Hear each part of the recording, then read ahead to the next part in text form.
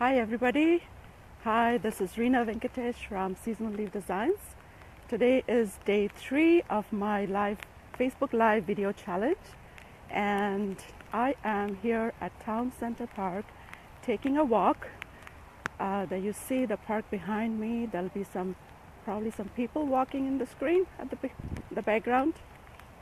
So here I am. It's a rainy day again in Vancouver, and about 2 to 3 degrees temperature. Man, it's cold, but now I'm warmed up a little bit. I've been walking for the last half hour, and as I'm walking in the park today, I would like to share, you can see the rain falling on my face.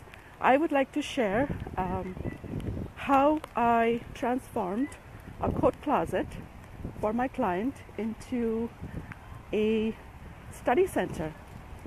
So this is what you do. And I have some notes over here so that I don't forget the actual steps. And there is the park manager, probably. Yes, City of Coquitlam, driving by. So what do you do to convert a coat closet into a study center? Well, first of all, you remove all the jackets and you inspect inside. And there is also the coat hanging rod. You remove that, and then you look inside to see if there is any bulkheads, any kind of protrusions coming from the wall. And there are some players over there just looking at me. Anyways, I'll go on.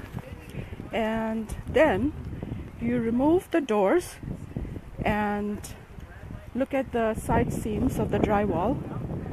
Your objective over here would be widening the opening, taking out the drywall, and both on the sides and on the top. So you do that, then you check for some structural protrusions. If there are any, that will come in the way of the cabinetry or the storage that you're going to put inside. And then number 4, you measure the height and the width of the opening finally. So that will give your study space, your storage space, and everything else. Now you plan your study table and your study area. So think about your desk space. What kind of material are you going to use? Would it be wood or stone? If you're having your study area in a kitchen, adjoining a kitchen, then probably would be good to match the desk surface with the kitchen counters. Then you decide the width and the height. So it should be comfortable. So I would say normal study table height is about 2 feet 6 inches. Then you plan for your knee space enough so that you can, when you draw your chair in, you can have some knee space to sit comfortably. Then you look at your under table storage, whether you want a drawers or you want open space to put your computer in. And there are some players behind me who's walking. Some coaches. Then you decide about your upper storage. You want cubbies, you want doors, you want to put in some baskets, or you want to put in some books, your filing, whatever that is. Some file boxes maybe can go, and depending upon the height of your basket or your file box, you decide how many shelves and how many partitions there will be. Then you look at your lighting options. Need some under counter light maybe, or under cabinet light. So below the upper portion you need some lighting. It could be recessed small LED recessed lights, which you get in many lighting stores. They're about 2 inches height, so you can comfortably position it in a extra piece of shelf partition.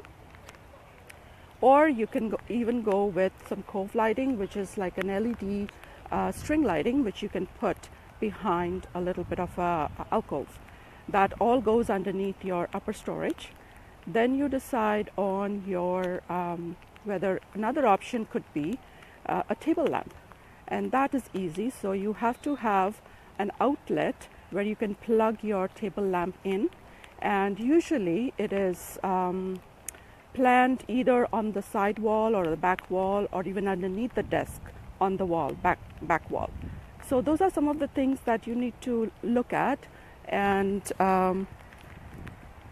last but not the least, I know when you're studying, you like to take some notes. Maybe there may be some notices that come in the mail, and then when you want to put that up in your study area, so you can use the back wall just above your desk to pin in some of these notices.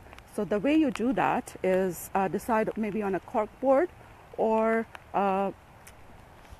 you can make it, use a handyman, or if you're a handyman yourself, if you don't have two left hands, then you can make your own notice board. So got to have some a hard surface, maybe a plywood, some soft batting on the top, and then if you go to the fabric store, buy some thick fabric. You can choose a color depending upon the color of your chair or fabric of your chair that you're using. You don't have to match it up, but you can do some coordinating patterns, pinstripes, whatever suits your style, and use that fabric to kind of wrap that up, and you can install it on the back wall. That gives a nice a pin cushion. So there you go, a very easy way to convert your closet space into your study. So I did this for one of my recent clients, and what she was facing is that she had this closet in the study area, not in the study area, between the family and the kitchen, and that was kind of an odd place for hanging your coats and everything. So she wanted to use that space. There was no study area in the kitchen. It was an old house. So we went in, and then we planned, took out all the coats, and then that's how we did it. And they are having such a fantastic study area, close to the family room, close to the kitchen. You can quickly pop in with your laptop, sit there, do some work, get up, you put something on your cooktop, you're still cooking and you can still work. So kind of versatile area to put your study area if you have a closet, an odd position like that. So anyways, that's kind of most of it today for tips. One quick thing that I wanted to share with you is that February 21st, I am starting my Workspace Design Ninja classes. And these classes will run from 10 a.m. to 3 p.m. Classes are in New West with one of my friends' space. She has a space there, and I designed the space, so why not hold the classes there? This is your class where you design your own space, own office space, and you learn in class, learn out of class. You do it yourself, you declutter, design, shop, and style, and I'm going to show you how to do it. And also for that, more information is coming up, but we'll be doing a webinar on February 7th. Information about that is also coming up, so stay tuned. And today from rainy Vancouver here in Coquitlam Town Center Park, ciao!